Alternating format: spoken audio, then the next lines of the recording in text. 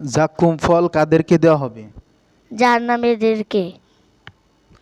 বই খুলে রাখলে শয়তানে পড়ে, এটা কি কোরআন কোরআন হাদিসের কথা নাকি কুসংস্কার?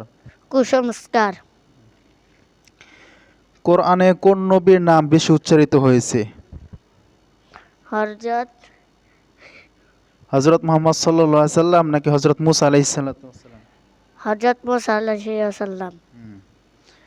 জাহান্নামীদের জ্বালানি কি হবে? পাথর আর মানুষ। মুনাফিকের কাছে সবচেয়ে ভারী নামাজ কোনটা?